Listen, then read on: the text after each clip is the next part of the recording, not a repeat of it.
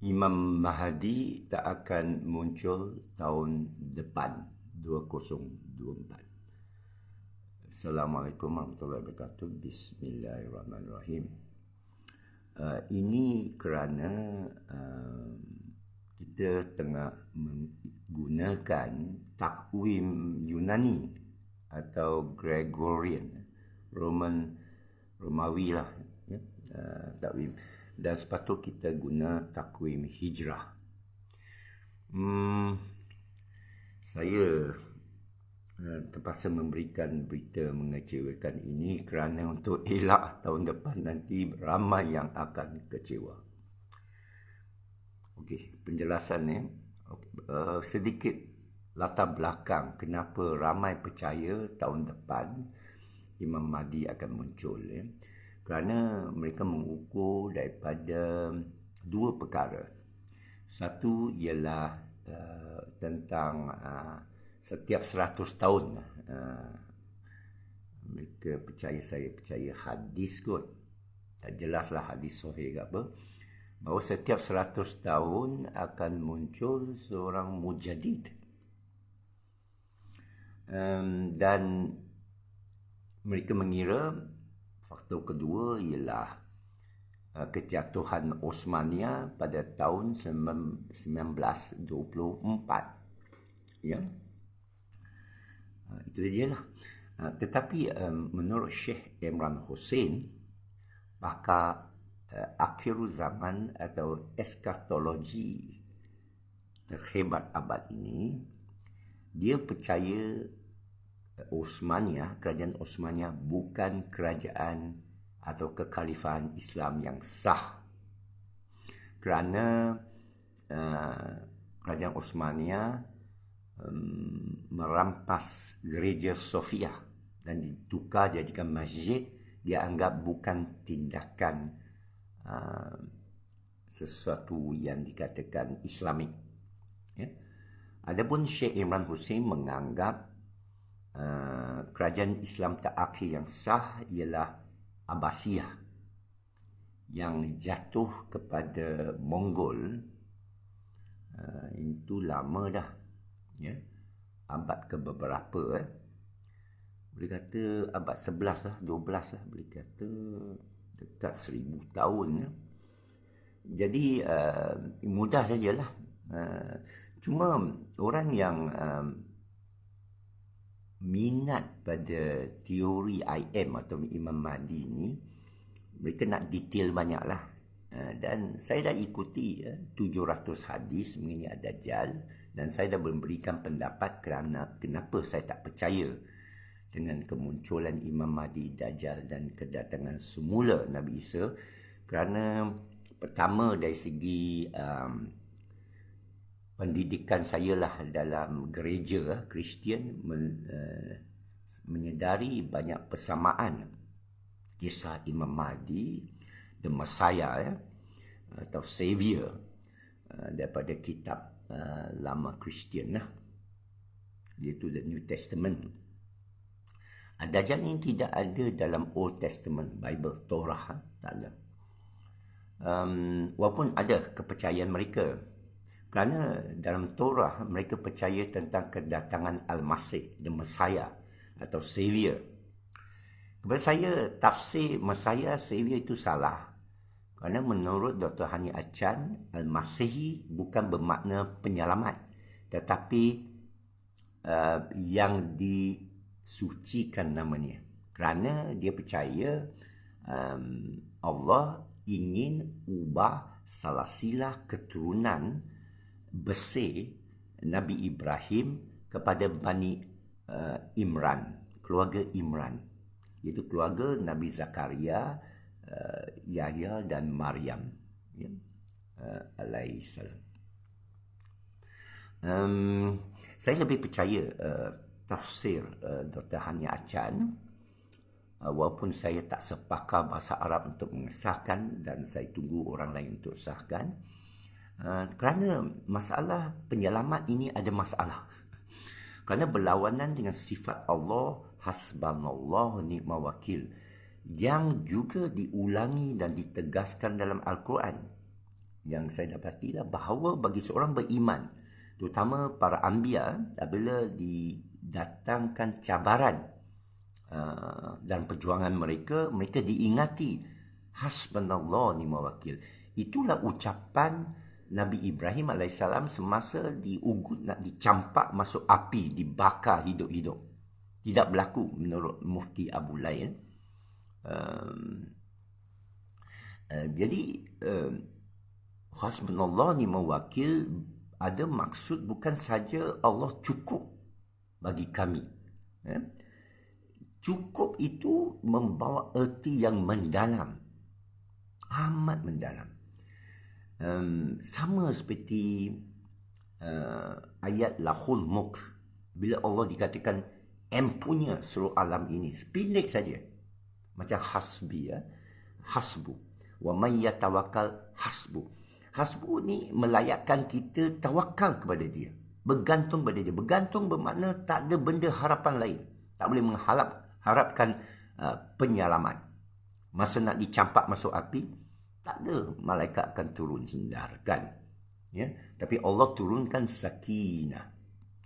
Okey, saya bagi satu contoh perang Badar. Ini hadis juga.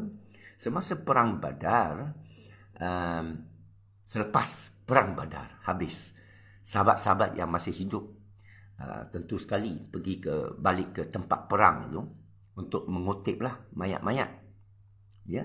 Dan mereka memeriksa mayat-mayat di perang Badar, dan mereka memberitahu, ini catatan, ini hadislah, tentang siapa yang mereka bunuh, ya. Jadi yang belum syahid daripada 313, bila Quraisy yang 1000 tu kalah lari, ya. Jadi yang sahabat-sahabat pergi tengok mayat-mayat, mana yang kawan sahabat yang syahid, termasuk juga mayat-mayat musuh, dan mereka beritahu, ini saya yang bunuh ini saya yang tetap dia ni, ini yang saya tikam ini. Dan mereka memeriksa luka-luka pada badan musuh, ya. Didapati tidak ada luka luar biasa. Tidak ada yang katakan 10,000 malaikat turun dengan pedang untuk memusnahkan 1000 Quraisy itu. Bermakna mereka sendiri yang bunuh, tangan mereka yang bunuh. Ini konsisten dengan sains, dengan rasional, dengan akal, bahawa tidak ada mukjizat lain yang Allah berikan melainkan meletak atas diri kita berjuang, berusaha, supaya amalan kita dipertanggungjawabkan dan diberi pembalasan. Kalau malaikat yang bunuh musuh di Badar atau mana-mana perang atau mana-mana peristiwa yang berlaku keliling kita dilakukan oleh satu sihir, oleh satu jin, oleh satu makhluk asing, makhluk halus, maka amalan itu tak dapat dicatat sebagai kita yang lakukan. Di padang mahsyar nanti akan menimbul masalah teknikal. Kerana ikut catatan amalan apa yang kamu lakukan, ada ayat yang jelas. Anda tidak akan dibebani atau disoal amalan orang lain. Orang lain santau kau ke, sihir kau ke, boleh diambil kira, bermakna tak ada. Dan anda seorangan diri, saya seorangan diri akan disoal oleh Allah esok. Ini amat fundamental. Amat fundamental kepada diri saya sekurang-kurangnya. Dan saya mengejar kebenaran, mencari kepercayaan yang jelas, mubin, yang sahih, yang muktamad, yang benar. Ya. Jadi Malik Yaumiddin, kita baca semua ayat mengenai perhitungan amalan manusia di padang mahsyar. Catatan suhuf, catatan setiap amalan bila dibuka, mencatat si fulan, saya ke Apek ke, awak pada tarikh sekian, waktu sekian, kejadian sekian, awak lakukan ini.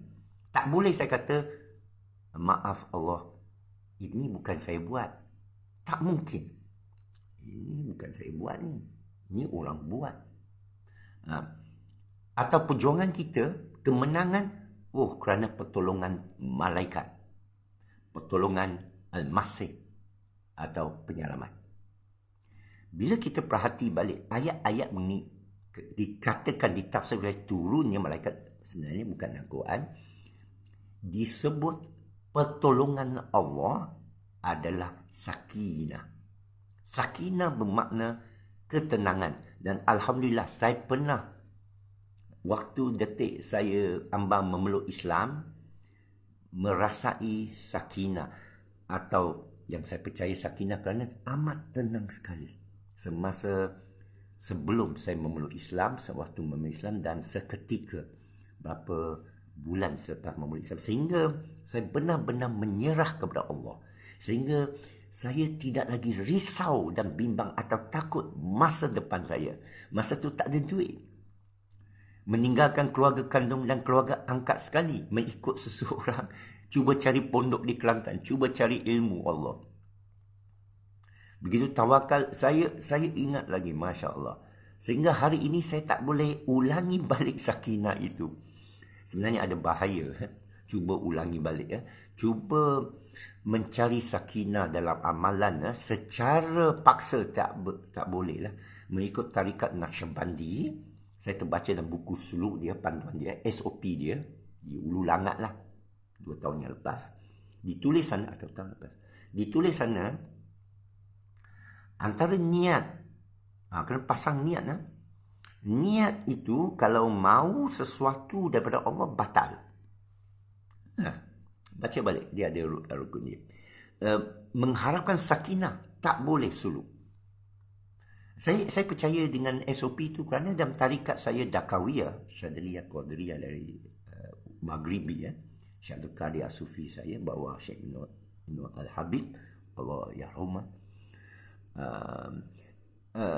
Mereka meletakkan disiplin bila mencari Allah, bila cuba mendekati Allah, kerana Allah Al-Ali, Maha Tinggi, As-Subha, Maha Suci. Kita ni, okeylah kita anggap diri kita kotor lah, sebenarnya tanggapan. Tapi dalam keadaan nak sampai bercahaya nur ala nur itu, untuk mengaitkan apa-apa, kita yang kerdil ini nak menjadi agenda adalah terlalu selfish lah, kita kata, terlalu mementingkan diri. Seolah alam ni semua untuk kau. Penyelamat ni turun untuk kau. No. Nobody is coming to save you. Tak ada siapa akan datang untuk menyelamatkan anda. Alam ini adalah ujian. Khawku mauta wa hayat, untuk menguji ayyukum ahsanu amala. Perang di Gaza, kita tengok. Adakah malaikat turun? Tidak. Dan untuk sebab yang Allah letakkan, dan kita jangan pandang rendah penetapan Allah. Allah tak membezakan satu inci bumi ini dengan mana inci bumi lain dalam alam yang luas ini. Tak ada seekor semut hitam pada batu hitam pada waktu malam bergerak tanpa pengetahuan dia. Ini ayat, semoga ayat tu kursi, bukan ayat Quran. Ini memang pegangan orang iman dalam sistem rangka iman kita. Ini antara perkara yang amat penting. Dan untuk mengelakkan kekecewaan, untuk memastikan tauhid kita suci. Wahdahu la syarikalah. Hasbunallah ni'mal wakil, ni'mal maula wa ni'man nasir. Mengharapkan, itu maksud tawakal lillah, fahuwa hasbu. Innallaha balighul amri. Kerana Allah, kita baca ayat-ayat seperti yang dikatakan ayat 1000 dinar, dengan jelas Allah meletakkan mana tempatnya, mana tempat kita sebagai hamba-Nya, yang kata memilih untuk ubudiyah kepada Dia. Iyyaka na'budu, kita memilih, kita ikhtiarkan, hanya Engkau kami sujud, kami hambakan diri, kami menyerah. Wa iyyaka nasta'in, maka hanya kepada Engkau kami minta tolong. Tak boleh, haram meminta tolong daripada orang lain. Tapi dari sisi syariat boleh. Hakikat tak boleh. Kita dalam hati, bila kalau kita mengharapkan, kita minta tolong cik, tolong tanya aku pancit, tolong angkat ke apa. Kalau dia kata maaf saya tak dapat tolong, kita akan kecewa kan. Itu sebab kena jaga hati itu dengan hakikat, bahawa yang kamu minta dengan Allah. Jadi kamu tak akan kecewa. Kalau kamu tahu bahawa kamu perlu sabar menunggu pertolongan Allah. Jadi kita tak boleh minta maut. Kita tak boleh, kerana Nabi di Perang Badar tidak berdoa, mati syahid kita, jumpa kita di syurga berbaloi. Tidak. Nabi berdoa, sekiranya 313 ini gugur hari ini di Badar, siapa yang akan membawa adin engkau esok? Ini hadis. Ini yang saya pelajari semasa mula memeluk Islam. Alhamdulillah. Pek ni meninggalkan sekolah, masa tu tak ada fikir nak jadi, bukan anggap diri saya pendakwa lah untuk menyampaikan ini 44 tahun hijrah kemudian. Kerana saya belajar itu kerana sungguh-sungguh mahu kenal Allah. Orang tak percaya. Tak apalah, tak payah percaya. Saya sungguh-sungguh nak kenal dan saya masih lagi cuba belajar. Ada seorang komentar di TikTok kata, engkau orang dah Islam ni sepatut dah kenal Allah. Tak juga. Saya buat lagi satu TikTok balas. Imam Al-Ghazali umur 23 dah jadi dekan Universiti Baghdad. Akhirnya dia tinggalkan jawatan dia. Dia lari ke Damaskus, Menara Putih, Masjid Damaskus. Duduk sana beruzlah 3 tahun. Mencari keyakinan kerana dia tak rasa keyakinan. Ainul yakin, hakul yakin. Seperti mana Quran sebut. Bila Quran dan Nabi Rasulullah SAW mengamalkan, boleh setiap petang, tak ada satu dirham pun kat rumah. Kita baca hadis ni, betul ke hadis ni? Tapi hadis lah. Hadis masyhur. Tidak ada hadis lain mengenai dia akan lari balik lepas subuh. Orang kata, tepat. Kenapa? Lepas subuh orang tanya Nabi, kenapa lari balik? Jadi sallallahu alaihi wasallam kata, saya teringat ada satu utas emas. Tak dibahagikan. Tidak didermakan. Mungkin saya silap dengar hadis-hadis inilah. Sampai begitu, kita tak boleh lakukan itu. Kerana dia ini kekasih Allah. Dia ini Al-Quran yang berjalan menurut Aisyah radhiyallahu anha. Jadi itulah begitu cantik tingginya Islam. Tidak boleh dalam hati kita membenarkan sesuatu yang lain. Dalam mengharap itu, cara saya mengharungi pandemik palsu yang lepas lah. Saya dah beritahu dalam Sokmed boleh trace balik 3 tahun lepas. Bahawa tawakal itu menyebabkan walau apapun KJ, Menteri KKM masa itu kata, kami akan menyusahkan kamu. Saya tak rasa susah kerana saya tahu hakikatnya hanya Allah boleh menyusahkan saya. Dan Allah dah berjanji tak akan menyusahkan saya lebih daripada saya boleh pikul. Satu. Kedua, tak akan menzalimi sehelai rambut saya. Lebih kurang begitulah. Jadi bila kita dalam keadaan itu, tak adalah timbul takut. La khaufun alaihim walahum yahzanun. Tidak ada takut maupun bimbang. Dan tak perlu cucuk. Saya tepat. Dan orang kata, tak boleh travel.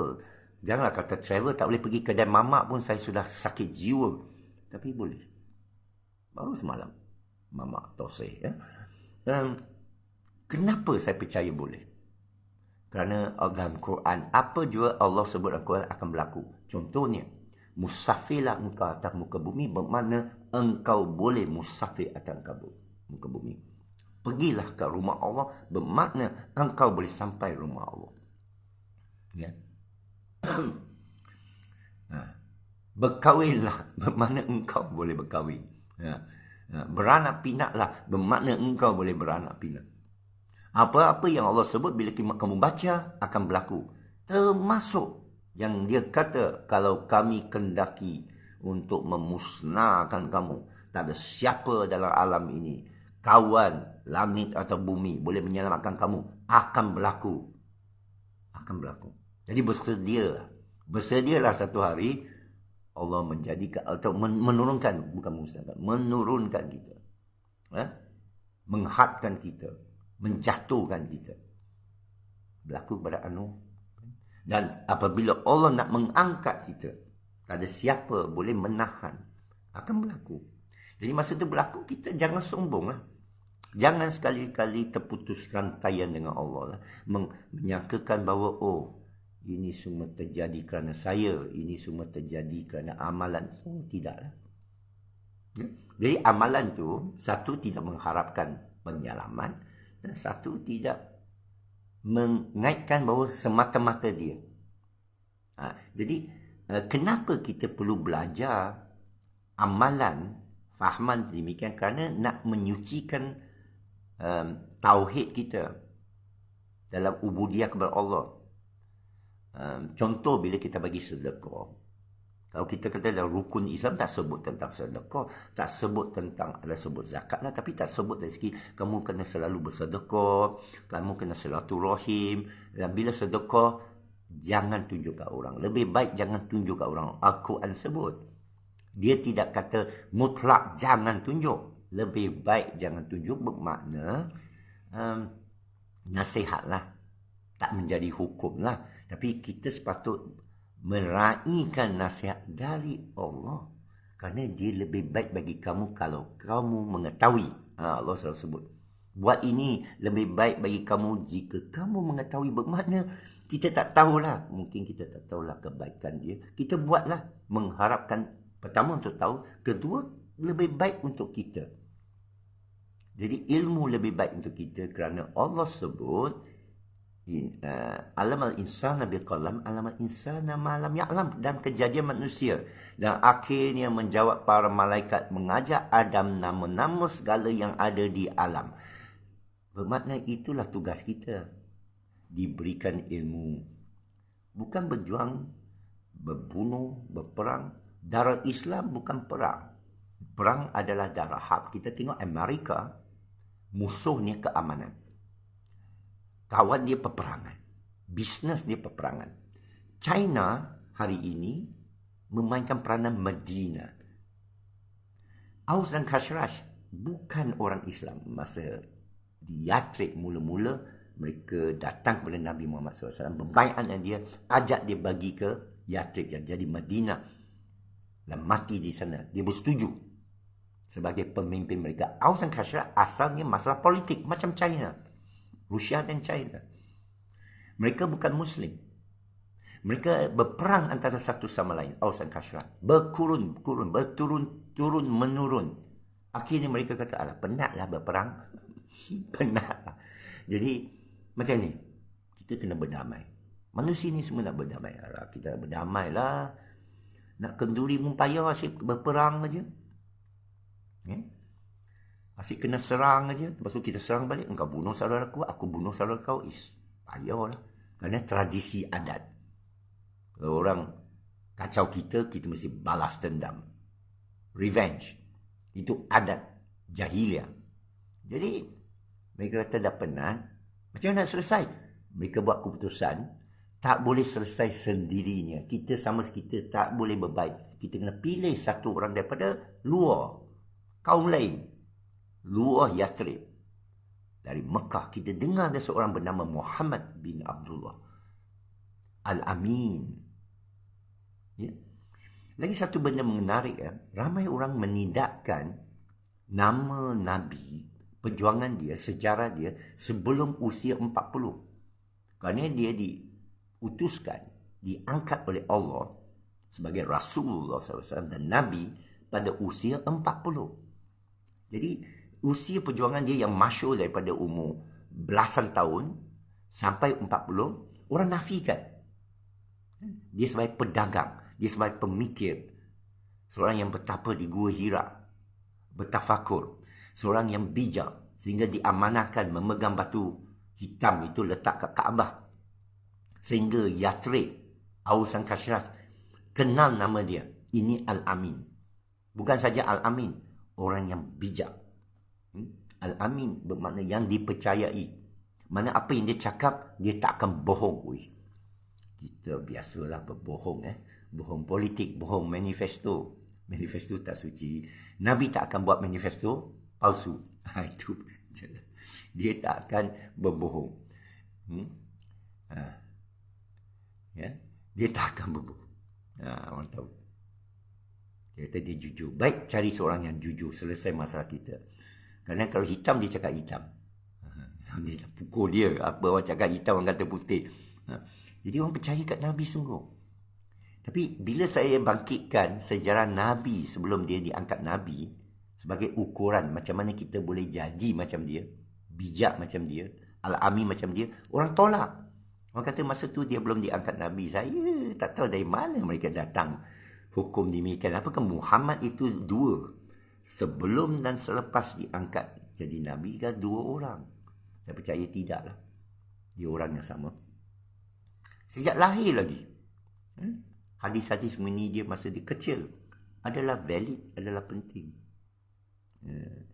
Jadi, tapi kita mudah dicenderungkan kepada falsafah-falsafah yang saya anggap daripada Yunani, daripada Kristian, Nasara. Dan saya masih mengkaji lagi, tapi kebanyakan bahan menunjukkan kepada ketidakbolehan siapa penyelamat datang untuk mengubah sejarah manusia. You tengok sejarah manusia beribu tahun, semua tangan manusia. Di mana tatak Muslim Abbasiyah dihancurkan oleh Mongol. Berlaku. Tak boleh dielak. Berbagai begitu banyak ulama khalifah itu dibunuh dengan kejam. Gaddafi itu dibunuh dengan kejam. Saddam Hussein dibunuh dengan kejam. Sesiapa pun boleh dibunuh dengan kejam kalau kamu tak berhati-hati. Masa dicucuk, orang kata tawakal. Tawakal, ya kita tawakal. Tetapi bertakwa perlu. Bertakwa bermakna berpegang pada janji-janji Allah. Jangan berganjak. Ya? Tetap dan berdoa kepada Allah. Dan mengisytiharkan engkau zalim. Saya isytiharkan KKM tu zalim. Cuai. KJ zalim. Ya? Tan Sri Dr. Noh Hisham zalim, Muhyiddin Yassin zalim, semua ahli politik zalim. Berapa yang kita tak tahu. Kepada saya, kita dah tahu Islam, bahawa walaupun seluruh dunia tak menurut kepada Allah, hadis kursi nyatakan, kalau seluruh dunia tidak kenal kami, tidak rugikan kebesaran kami sebiji sawi. Memanglah takkan Allah tu yang maha agung ini ada dikesan oleh makhluk. Dia jadikan makhluk, terus tak ada satu makhluk pun ingat kat dia. Tak ada satu makhluk pun bertakwa kepada dia. Tak ada satu makhluk pun kenal dia. Allah kata tak ada benda. Allah fa'ulu lima yurid. Allah subhan. Dia jauh lebih suci daripada apa yang kita boleh kaitkan. Dan kalau semua tunduk kat dia, kalau semua sujud ke Allah, kalau semua ikut kita, Allah kata, kami tidak pun terangkat atau bertambah sebiji sawi pun. Ini tauhid yang bersih, yang jelas, mengesakan Allah. Lam yalid wa lam yulad wa lam yakul lahu kufuwan ahad. Dia tak boleh dikait dengan bapa, tak boleh dikait dengan anak, tidak satu sama dengan dia. Tak boleh. Ini saya cari satu doktrin, bukan dogma, satu hakikat yang sebersih-bersihnya. Saya tak boleh jumpa dari agama lain. Orang kata Hindu dulu ada, Singh ada, Punjab ada. Sekarang jadi isu krisis diplomatik antara Kanada dan India. Kerana Punjab ini nak satu wilayah mereka sendiri. Bukan saja Palestin, bukan saja Israel. Menjadi masalah. Allah dah bagi penyelesaian.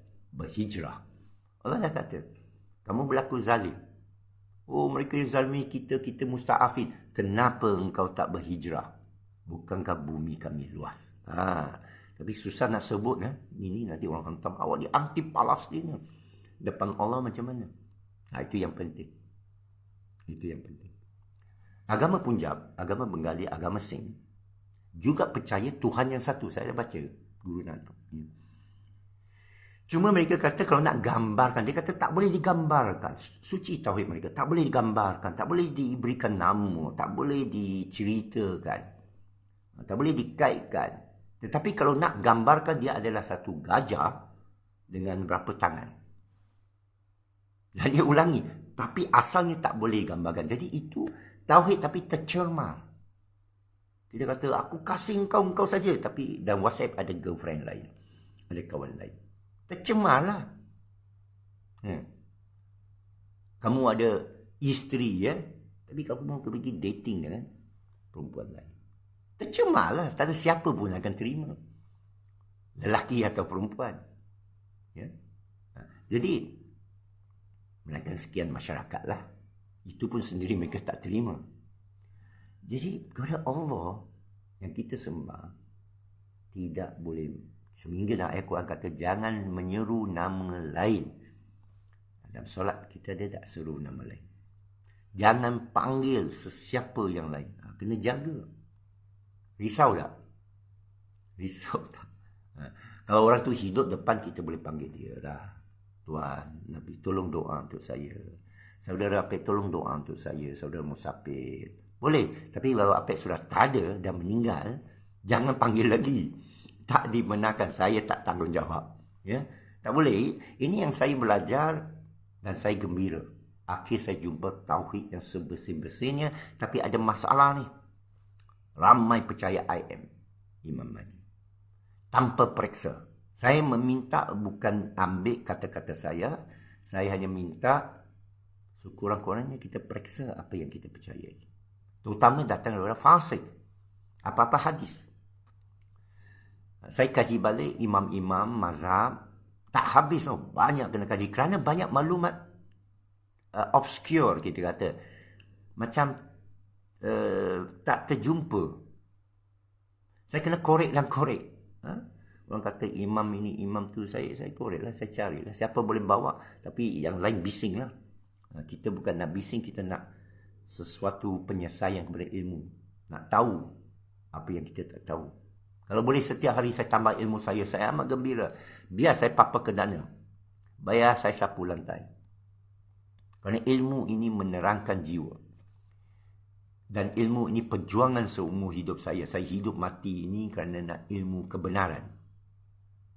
Nak tahu sebenarnya kita ikut siapa. Kita percaya siapa. Dan penting sekali jangan salah. Kerana besok di akhirat dah tak boleh reverse. Kerana Allah beritahu mana mereka yang kamu seru nama dia. Yang kamu panggil, yang kamu harapkan. Yang boleh bantu kamu. Kan dah terang dalam Quran dengan jelas. Keterangan kami dah jelas datang kepada kalian. Dan kamu menafikan, kamu berpaling. Kita jangan kena ayat tu. Jelas sekali saya dah percaya, lama dah saya dah pegang. Kelayakan masuk syurga tidak sekali-kali pada keturunan. Tidak boleh sekali-sekali pun pada ilmu. Tidak sekali-kali pun pada orang kata apa, diri sendiri. Ini susah. Kita nak pergi pada, bila kita sebut, saya cari ayat yang membolehkan seorang masuk syurga. Saya cari dalam Quran. Antaranya yang paling kuat saya tengok, innalladzina amanu wa amilus solihat. Sesungguhnya orang yang beriman dan amal soleh itu kelayakan, bukan nama, bukan warisan. Ya. Okey, itu satu. Kedua, kelayakan tu diberitahu dengan yang sebaliknya, itu siapa yang layak masuk neraka. Zalim, makan harta orang. Hutang tak bayar kan? Ada orang hutang dengan saya tak bayar, saya terpaksa halalkan. Kenapa? Kerana mereka pun memang tak bayar, dah berpuluh tahun tak bayar, dah lupa. Mereka tak akan bayar. Kamu harap berapa ratus ringgit ke ribu ringgit ke buat apa. Baik halalkan, kerana ada ayat Allah sebut, lebih baik kamu menghalalkan. Kamu boleh tuntut, dalam Quran sebut, saya ada baca, kamu boleh tuntut apa yang orang hutang kat kamu. Jangan lebih lah, jangan riba. Sepatutnya ikut emas lah, beratusan ribu orang hutang saya. Kerana saya ikut pada nilai lah, bukan duit ringgit yang riba, inflasi. Dan kedua, Allah janji dalam ayat tu, kalau kamu memaafkan, kami memaafkan kamu. lebih baik kamu memaafkan. Kerana Allah Al-Ghafurur Rahim. Bila sebut Allah Al-Ghafur, astaghfirullah, Ghafur, Ighfar, bermakna Allah mengampunkan. Jadi cantiklah. Cantik. Jadi saya menghalalkanlah Allah. Kita menghalalkanlah. Bila teringat Allah kan, wish, hutang kita dengan Allah. Mudah-mudahan. Mesti ada hutang lah kita kata. Gitulah. Itu sajalah. Berita kecewa sebenarnya. Clickbait kot. Nak orang baca, nak orang tengok kan. Tak ramai orang tengok. Tak apa. Cuma nak rakamkanlah supaya sesiapa hamba Allah yang terdengar itu sebelum terasa dalam hati dia terbangkit untuk mengetahui lebih. Jangan puas hati kerana ilmu ini lautan. Ini guru saya beritahu. Ilmu ini lautan. Kita hanya setitik. Mesti jangan berhenti. Tapi zaman Imam Ghazali ramai pengikut salah faham. Baru cukuplah dengan Quran, cukuplah dengan amalan ini kamu masuk syurga. Dan sains dan berkira ini amalan syaitan. Main dengan nombor. Mereka salah faham. Perhitungan, Allah suruh kita menghitung. Banyak ayat-ayat menghitung. Dalam ayat 1000 dinar, surah At-Talaq ayat 3 tu yang awal tu, ala kulli syai'in qadara. Allah atas setiap sesuatu dah kira. Ada perhitungannya. Kamu dalam kandungan ada perkiraannya. Siti Nu'ain. Itu saya terlupa mana Nu'ain ni. Ustaz. Alamak. Arsitek orang aja. Allah Akbar. Oh, mereka semua geng ini, geng tahajud ni. Alah, mengganggu tahajud pula puan-puan. Maaf lah ya. Apa nak undur diri dah. Tak maulah ganggu ni tahajud-tahajud orang lah. Saya rakamkan ni memang memilih waktu tahajud supaya orang tak tengok. Supaya saya tak terganggu. Kalau waktu siang orang terganggu lah. Orang tengah makan. Orang tak boleh ke? Oh boleh. Sudah selesai awal. Nak saya ulangi? Tak apalah, boleh tonton balik. Cuma dalam mengejar kesucian tauhid, ilmu saya yang sedikit, saya ingatkan diri saya, kalian dan diri saya, ilmu kita terlalu sedikit. Kenapa? Kerana masa Abbasiyah dilanggar oleh Mongol, di Musa oleh Mongol, ada satu perpustakaan Al-Hikam di Iskandaria. Kutubkhana yang besar, yang majoriti kitab dan ilmu Islam dunia hilang. Bakar sehingga orang kata sungai itu hitam dengan dakwat. Di samping merah dengan darah lah. Sedih ya, mungkin dalam tu ada kitab mengenai Dajjal. Mungkin menerangkan tentang sebenarnya siapa Dajjal. Hilang, lepas tu orang tulis semula. Nampaklah ada terputus. Ya, jadi solat sudah selesai awal, masya-Allah. Tahajud. Jadi sebaiknya kita memikirkanlah perkara-perkara ini, cuba bertanya, dan saya suka berbincang masa saya jumpa Siti Nu'ain di Kedah di Al-Ustaz. Saya amat gembira. Belanja aku pula makan. Sepatutnya saya yang belanja makan ni. Kerana kita tak tahu apakah ilmu ini pada diri kita benar ke tidak. Tidak ada malaikat Jibril datang kata, itu sah. Itu tak betul. Pernah yang kisah Asy'ari ya. Yang kita tauhid Asy'ari ya, dikatakan ada Jabariyah ya. Dan dia datang kemudian, dia bukan Imam Syafi'i. Imam Syafi'i fiqh, tapi pun bukan Imam Syafi'i. Banyak alim pendeta kemudian. Tapi Asy'ari itu kalau tak silap saya, dia masa tu ada Mu'tazilah. Kerana orang kata tentang qada dan qadar. Umat confused lepas Nabi tak ada. Kerana masa Nabi ada, semua ikut Nabi saja. Tapi umat lepas tu confused, tertimbul soalan. Seperti Quran ni, qading ke makhluk, kita dah bincang. Sekarang tentang qada dan qadar. Apakah amalan kita semua ini sudah ditakdirkan Tuhan? Jadi kalau sudah takdir, buat apa usaha lagi? Ini satu kepercayaan. Sunnah wal jamaah. Tapi saya nak backtrack macam mana jadi sunnah wal jamaah. Okey. Kerana ada ayat, ada dalil, ala kulli syai'in qadir. Allah allazi ala kulli syai'in qadir, ala kulli syai'in qadara, ala kulli syai'in alim. Allah atas setiap sesuatu sudah tahu. Dah tahu dah semua. Tak payah cerita kat Allah. Yalah, kita cerita dalam doa. Tak apa, kita berdoa. Allah, kamu tahu ya, saya tak cukup isteri kan? Contohlah. Allah, kamu tahu kan saya tak cukup anak. Allah, kamu tahu kan saya tak cukup duit nak bayar kereta ke-5. Nak kena tarik sayang. Masa Shah Alam banjir tu, hanyut kereta-kereta. Saya pun kata, apa susahnya? Setiap rumah pergi Shah Alam sekarang. Dah lepas banjir, 2 tahun setahun. Ni tengok. Setiap rumah, 3 biji kereta. Depan rumah saya. Saya selalu cerita, ni precinct 8. Depan rumah saya 2 kereta. Satu saya punya, satu entah siapa punya. Yang dulu duduk sini. Biar je dia pergi England lah. Jiran sebelah 2 biji. 3. Opposite 5 biji. XKSU. Sebelah ni Datuk. Saya tak boleh terkira lah berapa biji sehingga dia tertumpang tempat saya, boleh lah saya kata. Bila dikenduri, mai ya tumpang ya. Jiran. Jadi bermakna Allah dah tahu semua kita. Allah kulli syai'in qadir, atas setiap sesuatu maha berkuasa, maha berkuasa. Jadi soalannya kepada guru-guru tauhid Asy'ari masa tu, menentukan sifat 20 ya. Ada 2 kumpulan, Mu'tazilah, Jabari. Adalah A dengan B lah. Satu A kata Allah hanya tentukan masa awal dan akhir saja. Antaranya dia bebas. Dia tak, Allah tak masuk campur. Mana? Tak masuk campur. Kau nak buat apa? Kau nak tampar orang ke, nak curi duit orang ke, nak tarik balik tuduhan ke, terpulang. Allah tak tahan. Tak ada malaikat turun pegang tangan kamu. Jangan buat. Tak ada. Awak tak dapat manfaat tu. Kan senang. Kalau malaikat turun, jangan pergi kiri, pergi kanan. Senang hidup saya.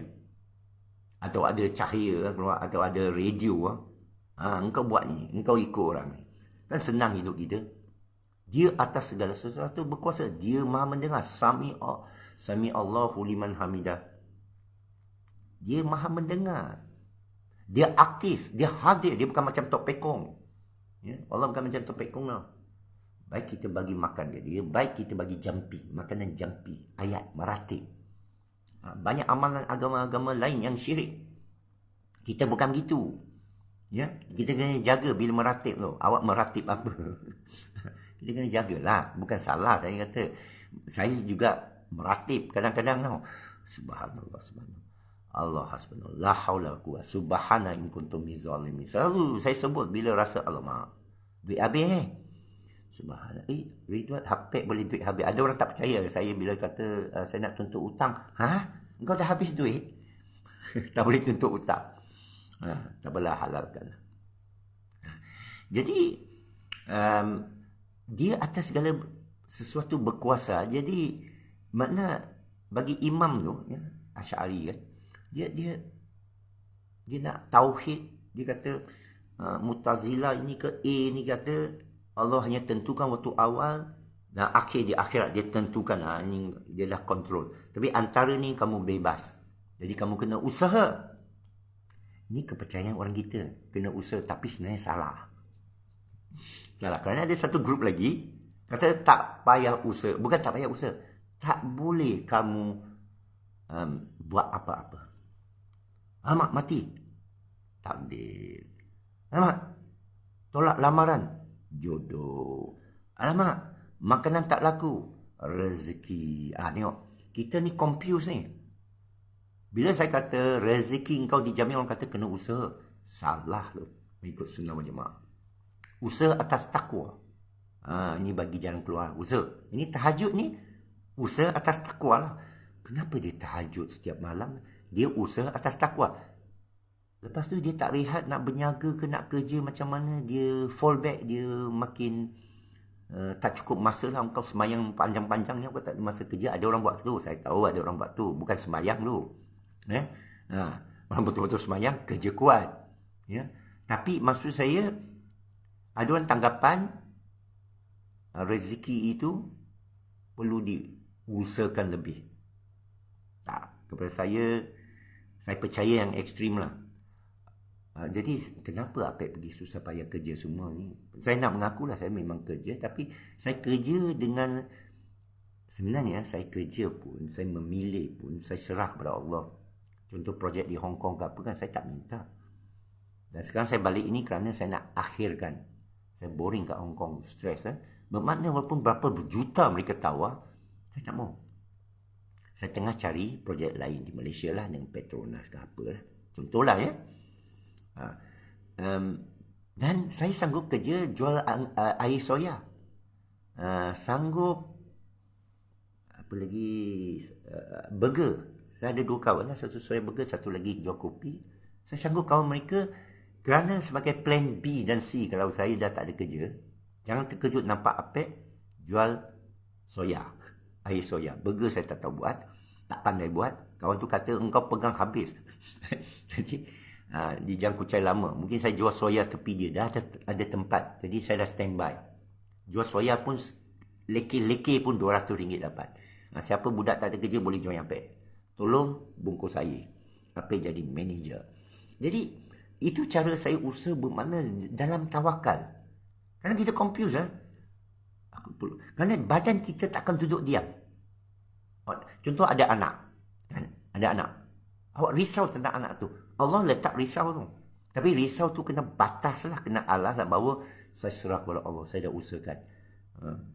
Janganlah pergi dera anak tu. Aku dah doa dah. Jangan dera orang lah. Kita ikut syariat. Contoh kita lamar orang yang kita ungkit, aku dah lamar kau tau. Dah berapa kali lah. Jangan buat macam tu. Lamar diam. Tunggu jawapan. Macam akad kan. Terima, sudah. Siapa pergi ungkit. Jadi confuse kita dalam dunia ini macam mana. Jadi, tapi tak apa, cerita Asy'ari ni lah. Dia datang mimpi. Dia kata, kalau tak silap saya, Nabi SAW datang dalam mimpi kata, engkau ubah. Maknanya mula dia ikut A, okey, dia ubahlah. Sekarang semua tak payah kerja, dia kata. Allah tak payah usaha. Semua Allah dah takdirkan. Surrender je. Apa-apa jangan berkira lah. Macam tu lah. Nabi datang sekali lagi pada malam keduanya dalam mimpi dia. Kata, saya suruh awak pergi hala sana, bukan all the way, bukan all out. Awak terlalu kiri. Saya suruh awak pergi ke kanan, awak pergilah habis kat kanan. Tengah-tengah lah. Itu akhirnya jadi aliran Asy'ariyah menjadi tauhid kita. Sifat 20. Faham tak? Ini usul lah. Sifat kita ialah kita percaya semua ditakdirkan Allah. Tapi kena usaha ikut syariat. Kerana tidak akan dihitung. Tetapi memegang bahawa apa yang berlaku ditakdirkan Allah. Tak boleh kata ditakdirkan orang ni. Tak boleh. Tapi engkau kena hukum. Kalau dia mencuri, takdirkan Allah. Tapi salah dari sisi syariah. Payah nak. Bukan, saya mengakui bukan mudah. Kerana kita nak apply dalam hidup kita. Terima gaji paket. Macam mana? Kalau kamu anggap gaji paket itu daripada Allah, okey lah. Tapi tak. Setiap bulan dapat gaji kan? Dah masuk gaji belum? Dia tak fikir insya-Allah. Dia sebut aja insya-Allah. Sekali paket gaji tak timbul. Cucut, duit tak ada. Dia makinya ATM sampai majikan. Dia tak ada Allah. Tak ada kan? Itu sebab kitab Al-Hikam tu, Ibn Atta'illah tu amat menarik. Dia kata, bila kamu sedar kamu buat salah, jangan sebut astaghfirullahalazim dulu. Sebut Alhamdulillah. Kerana Allah menyedarkan kamu buat silap. Baru astaghfirullahalazim. Tinggi tu. Ya. Tapi janganlah bergaduh. Kenapa engkau sebut astaghfirullah? Sebut Alhamdulillah tu. Jangan bergaduh. Kalau kita bergaduh, tak ada beri kebebasan. Patronize orang pun tak bagus.